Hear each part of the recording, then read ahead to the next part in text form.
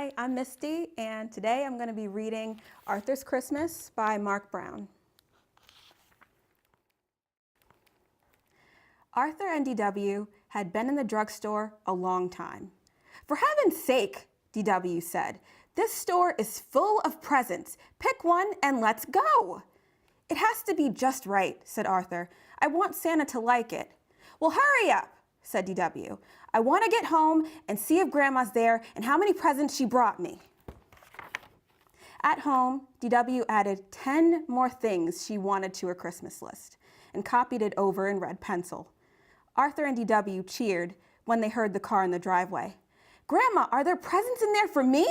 asked DW. "Grandma, do you think Santa would like new mittens or gloves?" asked Arthur. "Whatever happened to, 'Hello, I'm glad to see you?'" asked Grandma Thora. After dinner, everyone relaxed. "Look," said DW, "I teached Killer a trick." "Taught," said Grandma. "You taught Killer a trick." But DW didn't hear. She had seen something on TV to add to her list. "Arthur, what's the matter?" asked Grandma. "I haven't found the right gift for Santa," said Arthur. "Only 2 shopping days left," reminded DW. The next day, Arthur, DW, and their friends went shopping. Killer went too. Arthur searched the entire store and still couldn't find the perfect gift for Santa. "What's the problem?" asked DW. "I can see 100 things I want. Let's go tell Santa." "Santa, what would you like for Christmas?" asked Arthur. "Ho, ho, ho," laughed Santa. "You just leave the giving to me." DW had her picture taken patting Santa's tummy. Buster was next. "Santa, be careful coming down the chimney at our house. My parents always forget to put out the fire." "Ho, ho, ho," said Santa. "Don't worry, I'll use the front door." Then it was Francine's turn. "Have you been a good little girl?" asked Santa. "Oh, yes," smiled Francine. "I'm always good." "Always?" asked Santa. Afterward, Buster treated them all to ice cream. Arthur could hardly finish his root beer float. He had only one more shopping day. "Look," said Francine, "Santa eats ice cream." "I'll have a banana split with 6 scoops of bubblegum ice cream," said Santa, "with double hot fudge, whipped cream, and nuts." "I'll say he eats ice cream," said DW. At home, Arthur asked his family for help. "How about a nice, colorful tie?" said Father. "Aftershave is always a good gift," said Mother. "I bet Santa could use some toasty, warm long johns," said Grandma. "Arthur, you're taking the shopping too seriously," said DW. "Just do what I do. Get everyone the same thing." That afternoon, everyone was getting ready to go caroling. But Arthur didn't have time for Christmas carols. Time was running out. "Please come along," begged DW. "I'll be the only kid, and besides, Mrs. Tibble always gives us a present and hot chocolate." Arthur went window shopping instead, hoping that would give him an idea for Santa's present. Santa was ho-ho-hoing and drinking a diet root beer at the car wash. Moments later, Santa was at the Golden Chopstick, eating sub-gum chow goo. Santa must have run to the deli at the corner of North and Main. The waitress shouted Santa's order to the cook. "Catch a fish, hit it with rye, and put a pair of shoes on it." Santa sure eats a lot, thought Arthur. Finally, Arthur went home. He hadn't seen a single thing in any of the store windows he thought Santa would like. Santa was on TV eating Papa Piper's pickled peppers. "That's it," said Arthur. He started making his list. Arthur counted his money. "DW," he said in the sweetest voice. "Okay, how much do you need?" asked DW. "But only if you promise to stop being such a grouch." The next morning, Arthur gave DW half of his list. He took the other half. DW had to keep Killer out of the kitchen while Arthur made Santa's present. "What's all that noise?" asked Father. "Arthur is making a mess," reported DW. The kitchen door opened and Arthur sneezed. "Mom, How many cups of pepper and pickled peppers? He asked. Maybe I should help, said Mother. Arthur, I want to make Santa's present myself. Just tell me how many sticks of gum and sub-gum chow goo. Poor Santa, said DW. Hours later, Arthur whistled while he set the table for Santa. What's that? Asked Father. Pickled peppers, a hot fudge sundae on bubble gum ice cream, and sub-gum chow goo. I sort of combined Santa's favorite foods, Arthur explained. What's that big lumpy thing that's moving? Asked Grandma. A pizza to go, said Arthur, with everything on it. If you want Santa to come, you'd better go to bed, said Mother. If we want Santa to come, thought DW, we'd better do something about that food. DW couldn't fall asleep. I have to do something, she thought. Poor Arthur works so hard, but if Santa gets one whiff of Arthur's present, he'll never set foot in the dining room, much less eat any of it. Careful to miss the squeaky step, DW tiptoed downstairs in the dark. The next morning, Arthur was the first one up. Santa ate it all, he cried, and he left a note. Dear Arthur, you were so nice to take the time to find out my favorite foods and make them. Thank you. You also taught me about the Christmas spirit. Love, Santa. P.S. Aren't you lucky to have such a nice little sister? The end. Hello, everyone. My name is Allison Baldwin, and I am a writer and poet based in Highland Park. I am here today to read you Dragon's Merry Christmas by Dave Pilkey. Chapter 1, The Perfect Christmas Tree. One cold morning, Dragon went out to find the perfect Christmas tree. He walked through the crunchy snow. He saw all sorts of trees, big ones, small ones, crooked ones, and straight ones. Finally, he found the most beautiful Christmas tree of all. It was not too big or too small. It was not too crooked or too straight. It was just right. Dragon looked down and saw the tree's beautiful brown trunk. It stood firm and strong in the frozen earth. He looked up and saw its beautiful green branches. They waved back and forth in the cold December wind. Dragon could not cut down such a lovely tree. Instead, he came back with colored lights, silver bells, and everything he needed to make his tree even more beautiful. That night, Dragon looked out at his Christmas tree, shining in the night. It was truly perfect. Chapter 2, The Candy Wreath. One day in December, Dragon had a good idea. I will make a wreath out of candy, he said. Dragon took some old wire and bent it into shape. Then he tapped little pieces of candy all around it. When Dragon hung his candy wreath on the wall, one of the pieces of chocolate fell off. Dragon picked it up and ate it. It was very good. Dragon did not want his wreath to look bare, so he promised not to eat any more candy. I will only eat the pieces that fall off, he said. Dragon bumped his elbow against the wall and 2 more pieces of candy fell off. Whoops, he said, gobbling them up. Dragon sat down in his chair and looked up at his candy wreath. He tried not to think about the smooth, rich, sweet, creamy, dark chocolate candy. Dragon could not sit still. He began to drool.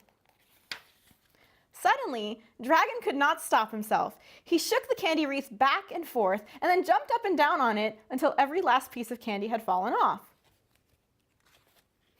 Dragon got a tummy ache from eating so much chocolate. Next year, said Dragon, I will make my wreath out of pine cones. Chapter 3, Mittens. Dragon was always losing his mittens. No matter how hard he tried, he could never keep track of them. Whenever he needed them most, they were nowhere to be found. So Dragon went out and bought a pair of clip-on mittens. He clipped them to his coat sleeves so he would never lose his mittens again. And then he lost his coat. Chapter 4. Merry Christmas, Dragon. Dragon loved Christmas. Every year he saved his money, and every Christmas he bought wonderful presents for himself. Dragon made a list of the things he would buy. Lots of food, a new coat, and a big birdhouse. Then Dragon wrapped himself up in a warm quilt and headed off to the store. When Dragon finished his Christmas shopping, the store clerk loaded everything into a big sack. On his way home, Dragon passed some raccoons singing in the street. The raccoons had no food to eat. They looked very hungry. Dragon reached into his sack and took out his big basket of food. "Merry Christmas," said Dragon. Then he passed an old rhino shoveling her sidewalk. The rhino did not have a coat to wear. She looked very cold. Dragon reached into his sack and took out his new wool overcoat. "Merry Christmas," said Dragon. Finally, Dragon saw two little birds sitting on a branch. The birds did not have a home to live in. They looked very sad. Dragon opened his big sack, took out his birdhouse, and hung it on a branch. "Merry Christmas," said Dragon.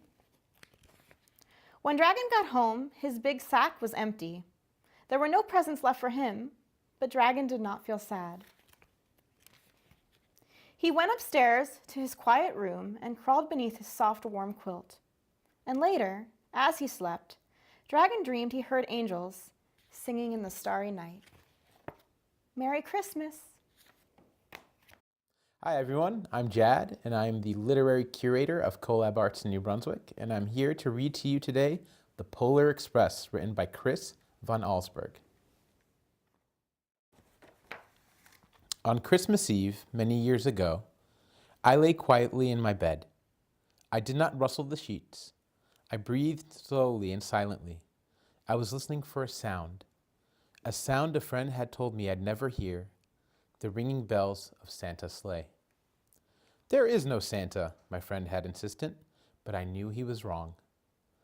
Late that night, I did hear sounds, though not of ringing bells.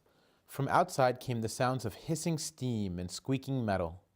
I looked through my window and saw a train standing perfectly still in front of my house. It was wrapped in an apron of steam. Snowflakes fell lightly around it. A conductor stood at the open door of one of the cars.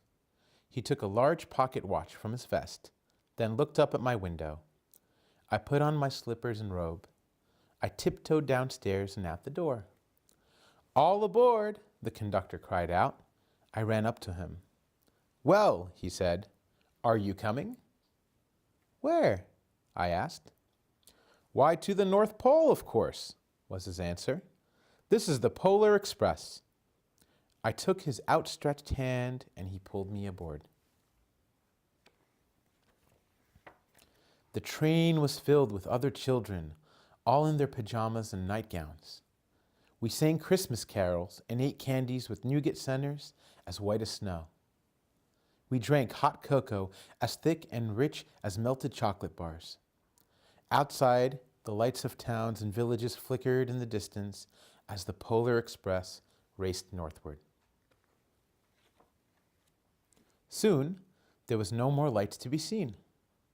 We traveled through cold, dark forests where lean wolves roamed and white-tailed rabbits hid from our train as it thundered through the quiet wilderness. We climbed mountains so high it seemed as if we would scrape the moon. But the Polar Express never slowed down. Faster and faster we ran along, rolling over peaks and through valleys like a car on a roller coaster. The mountains turned into hills, the hills to snow-covered plains. We crossed a barren desert of ice, the great polar ice cap. Lights appeared in the distance. They looked like the lights of a strange ocean liner sailing on a frozen sea. "There," said the conductor, "is the North Pole." The North Pole. It was a huge city standing alone at the top of the world, filled with factories where every Christmas toy was made. At first, we saw no elves. "They are gathering at the center of the city," the conductor told us. "That is where Santa will give the first gift of Christmas." "Who receives the first gift?" we all asked. The conductor answered, "He will choose one of you." "Look," shouted one of the children, "the elves!" Outside, we saw 100 of elves.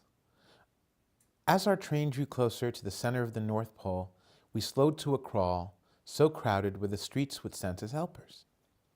When the Polar Express could go no farther, we stopped and the conductor let us outside.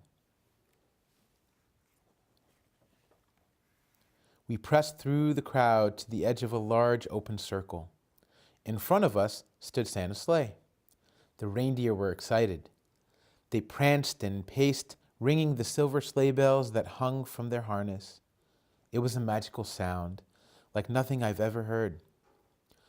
Across the circle, the elves moved apart, and Santa Claus appeared. The elves cheered wildly. He marched over to us and, pointing to me, said, "Let's have this fellow here." He jumped into his sleigh. The conductor handed me up. I sat on Santa's knee, and he asked, "Now, what would you like for Christmas?" I knew that I could have any gift I could imagine, but the thing I wanted most for Christmas was not inside Santa's giant bag. What I wanted more than anything was one silver bell from Santa's sleigh. When I asked, Santa smiled. Then he gave me a hug and told an elf to cut a bell from a reindeer's harness.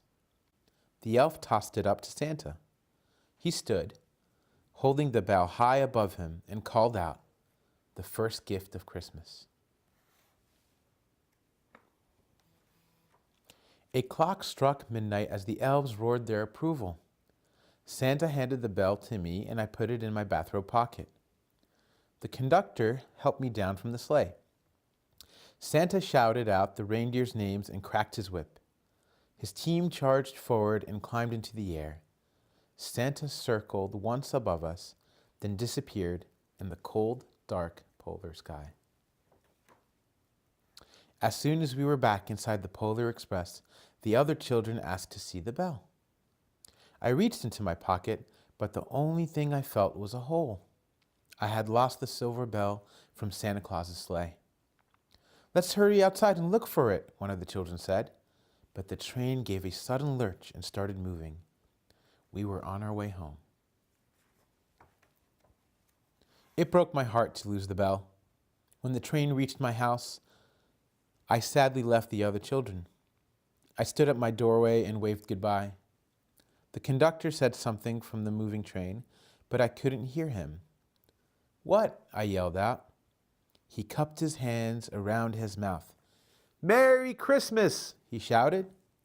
The Polar Express let out a loud blast from its whistle and sped away. On Christmas morning, my little sister Sarah and I opened our presents.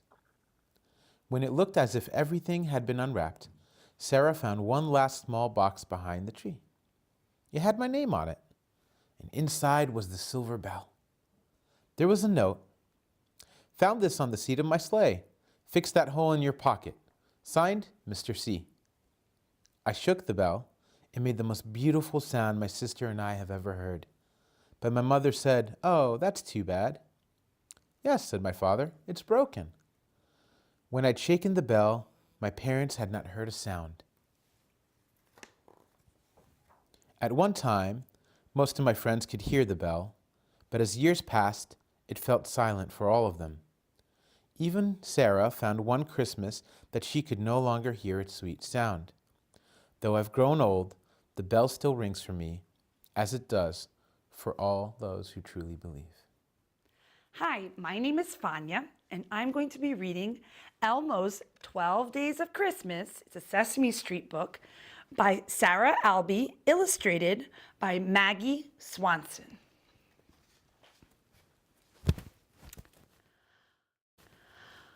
On the first day of Christmas, my true love gave to me one red monster up in a tree.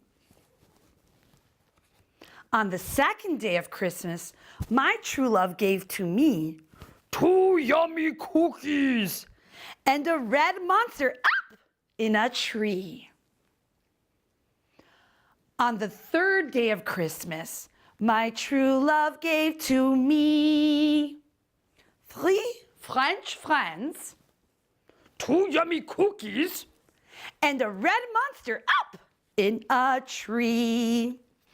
On the 4th day of Christmas, my true love gave to me 4 calling monsters, 3 French friends, 2 yummy cuckoos, and a red monster up in a tree. On the 5th day of Christmas, my true love gave to me 5 golden things, 4 calling monsters, 3 French friends, 2 yummy cookies, and a red monster up in a tree. On the 6th day of Christmas, my true love gave to me 6 monsters playing, 5 golden things, 4 calling monsters, 3 French friends, 2 yummy cookies, and a red monster up in a tree. On the 7th day of Christmas, my true love gave to me 7 monsters swimming, 6 monsters playing, 5 golden things, 4 calling monsters, 3 French friends, 2 yummy cookies, and a red monster up in a tree. On the 8th day of Christmas, my true love gave to me 8 monsters milking, 7 monsters swimming, 6 monsters playing, 5 golden things, 4 calling monsters, 3 French friends, 2 yummy cookies, and a red monster up in a tree. On the 9th day of Christmas, my true love gave to me 9 monsters dancing, 8 monsters milking, 7 monsters swimming, 6 monsters playing, 5 golden things, 4 calling monsters, 3 French friends, 2 yummy cookies, and a red monster up in a tree. On the 10th day of Christmas, my true love gave to me 10 monsters leaping, 9 monsters dancing, 8 monsters milking, 7 monsters swimming, 6 monsters playing, 5 golden things, 4 calling monsters, 3 French friends, 2 yummy cookies, and a red monster up in a tree. On the 11th day of Christmas, my true love gave to me 11 monsters piping, 10 monsters leaping, 9 monsters dancing, 8 monsters milking, 7 monsters swimming, 6 monsters playing, 5 golden things, 4 calling monsters, 3 French friends, 2 yummy cookies, and a red monster up in a tree, a Christmas tree. On the 12th day of Christmas, my true love gave to me 12 monsters drumming, 11 monsters piping, 10 monsters leaping, 9 monsters dancing, 8 monsters milking, 7 monsters swimming, 6 monsters playing, 5 golden things, 4 calling monsters, 3 French friends, 2 yummy cookies, and a red monster up in a tree.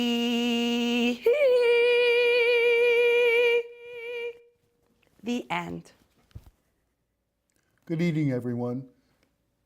Merry Christmas, Happy Hanukkah, Happy Kwanzaa, and Happy Holidays to everyone here in Highland Park. I'm Phil George. I'm a councilman here in Highland Park. I reside here in Highland Park. And tonight, my project is to read 'Twas the Night Before Christmas. Little historical background. This story was actually first appeared in the Troy Sentinel in Troy, New York, in upstate New York, in 1823 as an anonymous poem on Christmas Eve. After that, for 14 years, people fought over its authorship because it became galvanizing for the Christmas holidays. It's credited for starting the tradition of Christmas cards. It's credited with expanding Christmas because many parts of America at the time didn't celebrate with Santa Claus. They merely put up the tree, they put up candles, and they put up stockings. So it's rather historical. I happened to find online the original version, which is a little bit different. and it's called A Visit from St. Nicholas, although we know it today as The Night Before Christmas. 'Twas the night before Christmas, when all through the house not a creature was stirring, not even a mouse. The stockings were hung by the chimney with care, in hopes that St. Nicholas soon would be there. The children were nestled all snug in their beds, while visions of sugar plums danced in their heads. And Mama in her kerchief, and I in my cap, had just settled our brains for a long winter's nap, when out on the lawn there arose such a clatter, I sprang from the bed to see what was the matter. Away from the window I flew like a flash, tore open the shutters and threw up the sash. The moon on the breast of the new fallen snow gave the luster of midday to objects below, when what to my wondering eye should appear but a miniature sleigh and 8 tiny reindeer, and with an little old driver so lively and quick, I knew in a moment it must be St. Nick. More rapid than eagles the coursers they came, and he whistled and shouted and called them by name. Now Dasher, now Prancer, now Dancer and Vixen. Oh, come on, Cupid, on Dunder and Blixen. To the top of the porch, to the top of the wall. Now dash away, dash away, dash away all. As dry leaves before the wild hurricane fly, when they meet with an obstacle, mount to the sky. So up to the housetop the coursers they flew, with a sleigh full of toys, and St. Nicholas too. And then in a twinkling I heard on the roof the prancing and pawing of each little hoof. As I drew in my head and was turning around, down the chimney St. Nicholas came with a bound. He was dressed all in fur, from his head to his foot, and his clothes were all tarnished with ashes and soot. A bundle of toys was flung on his back, and he looked like a peddler just opening his pack. His eyes, how they twinkled, his dimples so merry. His cheeks were like roses, his nose like a cherry. His droll little mouth was drawn up like a bow, and the beard of his chin was as white as the snow. The stump of a pipe he held tight in his teeth, and the smoke it encircled his head like a wreath. He had a broad face and a little round belly that shook when he laughed like a bowl full of jelly. He was chubby and plump, a right jolly old elf, and I laughed when I saw him in spite of myself. A wink of his eye and a twist of his head soon gave me to know I had nothing to dread. He spoke not a word, but went straight to his work and filled all the stockings, then turned with a jerk. And laying his finger aside of his nose and giving a nod, up the chimney he rose. As he sprung to his sleigh, to his team gave a whistle, and away they all flew like the down of a thistle. But I heard him exclaim, ere he drove out of sight, Happy Christmas to all, and to all a good night. A good night. Thank you. Happy holidays. My name is Matthew Hirsch. I'm on the town council here in Highland Park. And tonight I'll be reading The Kvetch Who Stole Hanukkah by residents Bill Berlin and Susan Isaacoff Berlin, illustrated by Peter J. Welling. This is a family favorite of ours. I've been reading it to my kids for many years, and I look forward to reading it to you. In the town of Oiville, in a land far, far away, the children prepared for each holiday. They read about Passover and the Red Sea parting. They learned of Rosh Hashanah and the New Year starting. But the holiday that tickled every Vicky, Max, and Monica was the Festival of Lights in the season of Hanukkah. They liked the presents, the food, and the cheer. They liked the nights when the family drew near. They pictured Judah Maccabee, his bravery and toil. They imagined the temple, its lights needing oil. When the menorah shone bright, its message was clear. A great miracle happened here. Not everyone in Oiville saw things this way. There was one person who always said nay. It was the Kvetch, who lived high on the hill, with his grumpy face and his voice high and shrill. What is a Kvetch, you may want to know? What makes him so gloomy? What makes him say no? A Kvetch is a person who likes to complain. When others see sun, a Kvetch will see rain. Now, there are times when we all can feel quite blue. We can all be Kvetchy, that is surely true. But to a Kvetch, the world never seems bright. To a Kvetch, most things are never quite right. It's not like the Kvetch had to be that way, but no one taught him to let his heart play. There was some kind of sadness that made him not right, that made him see dark when others saw light. So every year on Hanukkah's first day, the people of Oiville would hear the Kvetch say, "The latkes smell bad, the dreidels make me dizzy, and to hear the children laugh puts me in a tizzy." Every year it was the same old refrain. "These Hanukkah songs, they give me a pain. Hanukkah schmanukkah, it's all about gifts," shouted the Kvetch, and he sounded quite miffed. But most of all, what made him take flight was the glow that came from the Hanukkah lights. When the candles burned down, they gave off an aura that made the Kvetch hate every menorah. His hate seemed to grow with each passing year, till the thoughts of lights filled him with fear. He would dream of menorahs with the candles so bright and awaken in terror, dripping in fright. "I must gain control. I must find a way to stop the dreidels from spinning and children at play.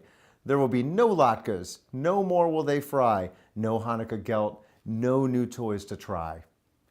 So the Kvetch thought, and then thought some more, sweating and pacing across his bare floor, until finally a smile crept over his face. "I've got it," he cried, and ran out of that place. In the darkness of night, when Oiville was still, the Kvetch made his way down the long winding hill. If you looked really closely, you could see the Kvetch creeping, but most houses were dark. Most people were sleeping. He sneaked into Oiville on Hanukkah's first night, helped through the dark by the menorah's bright light. "Aha," said the Kvetch, "it's time for my scheme. No more menorahs, not another bad dream. No lights and no dreidels, no latkes this year, no toys and no presents." His joy was so clear. He snuffed out the candles and turned off the lights and carried menorahs through the dark winter night. When the next day dawned all over town, the children of Oiville cast their heads down. Their menorahs were gone. The lights were all out, and no one knew what this was about. Then they heard it, a most wretched noise, the triumphant sound of the Kvetch's loud voice. "Lights out," he yelled with a jubilant jeer.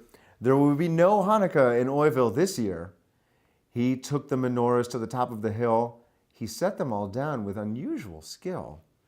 And as he turned to see a new day, he saw 3 children a few feet away. "Mr. Kvetch," the children said, "you've got it all wrong. The Hanukkah spirit is joyous and strong. The Maccabees taught us to strive to be free, to treasure true justice and charity. The lights and the gifts show our dedication to the strength and faith of our ancient nation. It's a lesson for all that when life seems so dim, there's reason for hope. You shouldn't give in." The Kvetch stepped back and looked off into space. A lonely tear rolled down his sad face. But, he said as he trembled and shook, "the lights were so bright, I've been too scared to look." "Perhaps you're afraid to see things so bright for fear that you'll lose them as day becomes night. Maybe you'd rather see things as bleak because somewhere inside you feel frightened and weak." The children stepped forward and took his cold hand, and the Kvetch felt his heart and his spirit expand. And when he looked out all over the town, a smile filled his face instead of a frown. Then the people of Oiville looked up at the hill, and they took in a scene that made their hearts thrill. The menorahs shone bright as the snow. All the candles were burning. All the lights were aglow. The Kvetch, too, was beaming. His face was so bright as the children helped him return all the lights. And the people of Oiville gave out a great cheer. Another great miracle has happened here. Thank you, and happy Hanukkah. My name is Susan Welkowitz, and I'm the council president for the Borough of Highland Park, and I'd like to wish everybody a very happy Hanukkah. Tonight I'd like to read for you The Dreidel That Wouldn't Spin. It's a pretty sweet little story. It was the most beautiful dreidel the shopkeeper had ever seen. The Hebrew letters Nun, Gimel, Hey, and Shin glistened against the brightly painted colors on its 4 sides. Nes Gadol Haya Shem, a great miracle happened there, said the shopkeeper to himself. The peddler held it up. Notice how it's hand-painted on the finest wood. This is one of a kind. I'll take it, the shopkeeper said. Hanukkah begins in 2 days, and I have already sold all my dreidels. This one would fetch a handsome price. Perhaps, said the peddler, but the miracle of Hanukkah cannot be bought. Well, that may be, the shopkeeper said, but right now I am more concerned with turning a profit than I am in miracles. He placed the dreidel in the display window. That afternoon, a man and his daughter strolled into the shop. They carried packages from the most expensive stores in the town. The shopkeeper admired their finely tailored garments. Choose anything you like, the man said. The girl raced through the shop, piling toys up on the counter. The shopkeeper rubbed his hands in anticipation as he mentally added up the sale. When the girl finished, her father paid for the items and started for the door. Wait, shouted the girl. I need a dreidel. The man surveyed the store. There are none here. We'll look elsewhere. Excuse me, sir, the shopkeeper said. This should please your daughter. And he carefully lifted the dreidel out of the window and placed it on the counter. The father read the price tag on the tag. The price on the tag. So expensive. The girl stamped her foot. But I want it. The man shrugged. He paid the shopkeeper and left with his daughter. The next morning they rushed into the shop. Thief, cried the man. This dreidel doesn't work. What do you mean? Asked the shopkeeper. How can a dreidel not work? Look, the girl demanded. She stood the dreidel on the counter and gave it a twist, but instead of spinning, it just fell over. You see, she asked. The shopkeeper sighed. Well then, what would you like in exchange? Scoundrel, hissed the man. I spent a tidy sum here yesterday. I demand my money back, or you will face the consequences. The shopkeeper turned pale. Such an important man could ruin his business.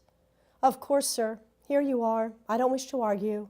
The man took the money and stormed out the door with his daughter. The shopkeeper wondered. He stood it up and gave it a twist. The dreidel spun smoothly for a minute, then slowed down and came to a stop. There's nothing wrong with it, mumbled the shopkeeper. Even so, he was shaken enough to reduce the price before replacing it in the window. Soon afterward, a woman and her son arrived. They dumped their bulky packages onto the floor. The shopkeeper observed how well fed they looked. We want to see that dreidel in the window, the woman demanded. Certainly, the shopkeeper answered. He gingerly picked it up. The boy grabbed it from his hands. This is much bigger than my other dreidels. Buy it for me, mother.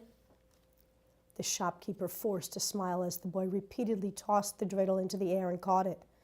Surely you wouldn't deny your son a new dreidel for Hanukkah, he asked the woman, keeping a watchful eye on his merchandise. The mother pulled out her purse. Children today, they want everything. The shopkeeper gave a quiet sigh after they left. Sure enough, the next morning, the couple burst through the door. Cheat, accused the woman. You sold us a broken dreidel. The shopkeeper watched as the boy tried to spin it and failed. Not wishing a repeat of the previous day's outburst, he quickly refunded the money. After they left, the dreidel again spun without trouble for him. I just don't understand it. He took his head and removed the price tag. Regretfully, he slipped the dreidel onto a shelf behind the counter. That afternoon, a man and a boy were gazing into the shop window. They carried no packages. The shopkeeper noted the patches on their ill-fitting clothes. Shyly, they opened the door.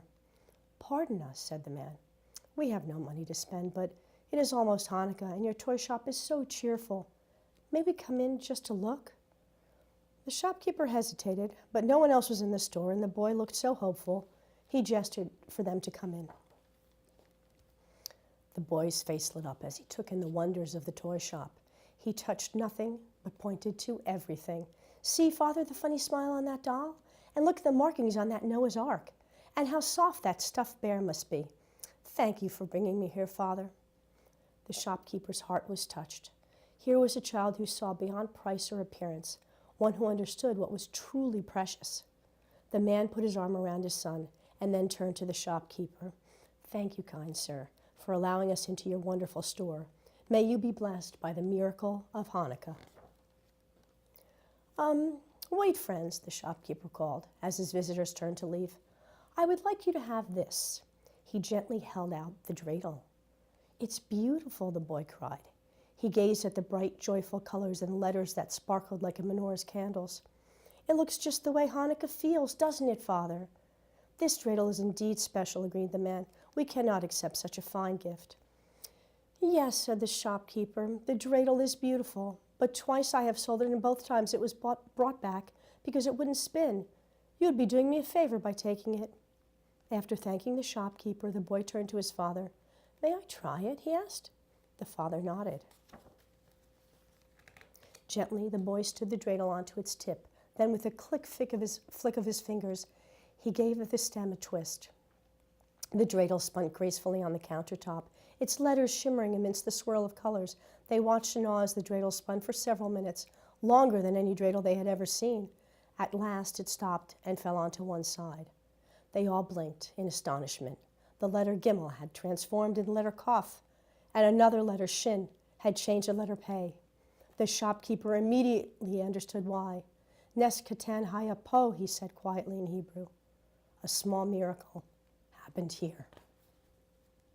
"This dreidel was clearly meant for you," the shopkeeper said after a pause. "Please take it, and may it bring you much happiness." As he watched them walk away with their treasure, the shopkeeper recalled the peddler's words. Though many people came to his toy shop, it had taken a boy of simple means to remind him that the miracle of Hanukkah truly could not be bought.